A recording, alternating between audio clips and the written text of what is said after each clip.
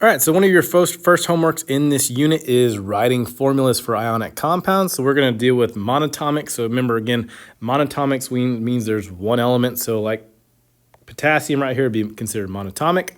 Fluorine's considered monatomic. So if there's one, that's considered monatomic. And on the back side of the homework, we're going to deal with some polyatomics.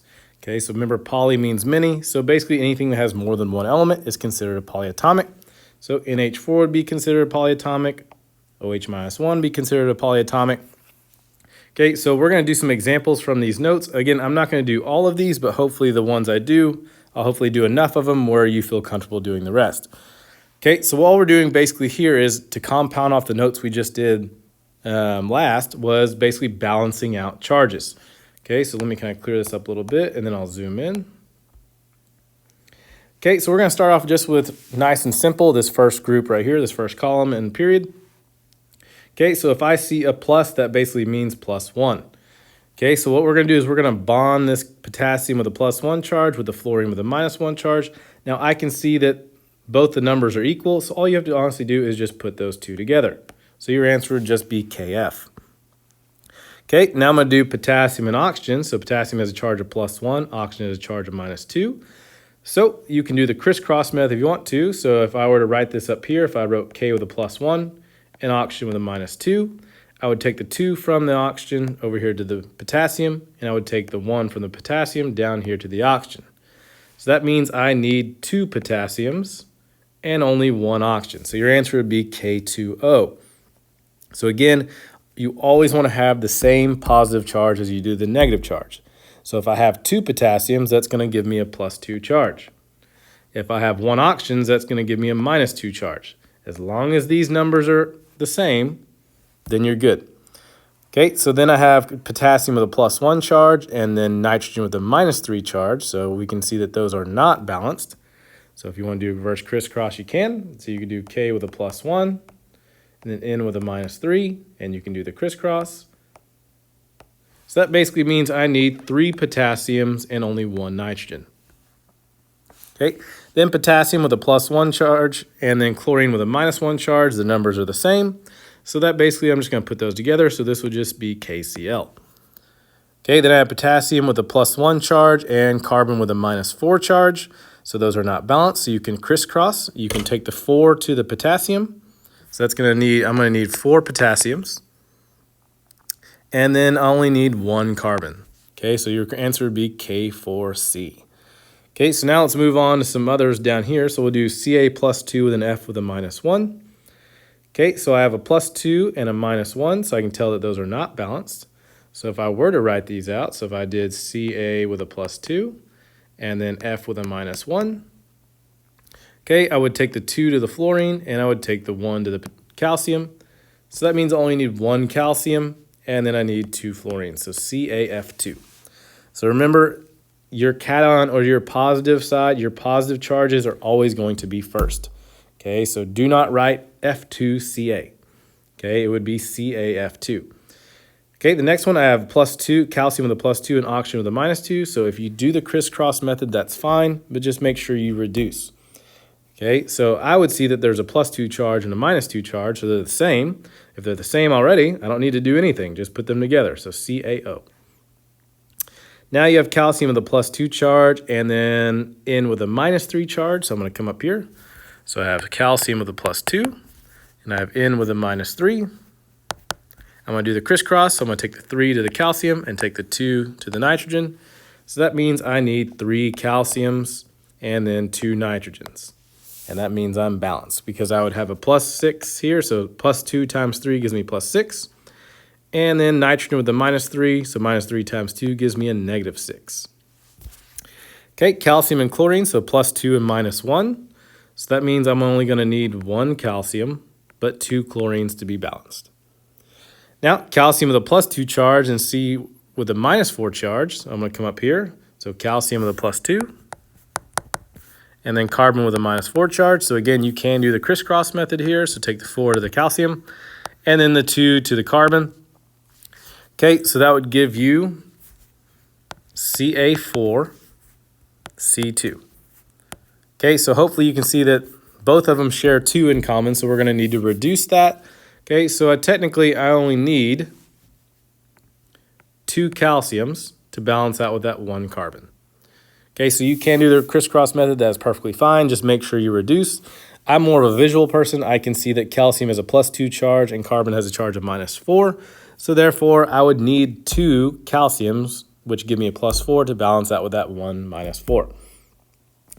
Okay, so hopefully that kind of explains this front page. Is nothing too complicated, just basically crisscross and reduce if necessary. Now we're going to jump down here to some polyatomics on the back page. Okay, so let me clear this up a little bit. Okay, so we're going to start with hydrogen with a +1 and hydroxide, which is a -1. So again, remember these polyatomics are going to be on that list that we give you. And remember, I have a video of me going over how to memorize some of these polyatomics. So again, you will need to know those. We will not give those to you. Now, if I see that there is H with a +1 and OH with a -1, I see that those numbers are the same. So all I have to do is just put those together. It would be HOH. Okay, you can put a parentheses here if you want to. That's totally fine. You don't have to. Again, we only really need parentheses when we need more of the polyatomics. Okay, so we're going to do H +1 and then SO4 with a -2. So I would take the 2. So I'm going to write it up here. So H +1 and then SO4 with a -2. I'm going to take the 2 from the sulfate, bring it down here to hydrogen, take the 1 from the hydrogen down here to sulfate. So that means I need 2 hydrogens and only 1 sulfate. So again, I cannot stress this enough, is you do not touch anything with the polyatomics. Okay, and again, you could have written a parentheses here if you wanted to, and you can even put a 1 there if you want to. That's completely fine. Whatever helps you visualize it. Okay, then I'm going to move on to the next one. I have H +1 and a PO4 phosphate, PO4 with a -3. I would take the 3 from the phosphate to the hydrogen, so that means I need 3 hydrogens. And I have a charge of +1, so I only need 1 phosphate. Okay, I'm going to do hydrogen with a +1 charge and nitrate, NO3 with a -1 charge. Those are the same, so you got to do is just put them together. So HNO3. Okay, and then this big bad boy right here, C2H3O2, that is called your acetate. So again, you need to know that. Okay, so I see that acetate has a charge of -1 and hydrogen has a charge of +1, so these are already together. So you're going to leave this as HC2H3O2. Okay, now let's deal with some little more of the complicated ones. Let's jump down here to the NH4 +1, so this is a +1 charge. So when I bond this with OH with a -1, I can see +1 and -1's the same. So what I got to do is just put those together. So you just put NH4 and then OH. Okay, so again, you can use parentheses if you want to. You don't have to. It just kind of throws more in there that you wouldn't really need. Now let's look at NH4 with a +1 and SO4 with a -2. So I'm going to write that up here. So I have NH4 with a +1. And then I have sulfate, so SO4 with a -2. So you can do the crisscross. So I'm going to take this 2 to the NH4, and I'm going to take this 1 to the sulfate. Now, this means I need 2 of these NH4s, and remember, that's ammonium. If I need more than 1 polyatomic, you have to put NH4 in parentheses. So what I'm going to do is I'm going to put NH4 in parentheses first, and then put a 2. Okay, so do not make it NH42. Okay, the parentheses is there to tell me that I need 2 ammoniums. Okay, and I only needed 1 sulfate, so you're going to put SO4. That's it. Okay, your next one is NH4 with a +1 charge and PO4 with a -3 charge. So that means you can see that NH4, you can take the 3 from the phosphate to the NH4. That means I need 3 ammoniums. So what you're going to do is you're going to take NH4, put it in parentheses, and then I'm going to put a 3 down there on the bottom of it. Now, I would take the 1 from the NH4 over to the phosphate, so that means I only need 1 phosphate. So PO4 would just be by itself, and that's it. Okay, so let's try to do some more examples. Let's skip down to the Ba +2 one. Okay, so Ba +2 and OH with a -1. Okay, so that means I could take the 2 to the OH. That means I need 2 of those hydroxides. And I would take the 1 from the hydroxide, the OH -1 to the Ba. So that means I only need 1 barium, but I need 2 hydroxides. So I'm going to put that OH in parentheses and then put a 2. Then you have Ba +2 and SO4 with a -2, so those are already balanced. All I got to do is put those together. So Ba, SO4. Okay, then I have Ba plus 2 and PO4 with a minus 3. So I can write that up here. So Ba with a plus 2 and then PO4 with a minus 3. So you can crisscross. So take the 3 to the Ba, take the 2 to the phosphate. So basically that means I need 3 bariums and I need 2 phosphates. So I'm going to put that phosphate in parentheses first, and then I'm going to put a 2.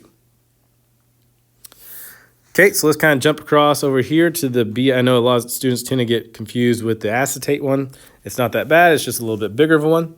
So if I have Ba plus 2 and then C2H3O2 with a minus 1, I'm going to take that 2 to the acetate. So that means I need 2 of those acetates, and I only need 1 barium.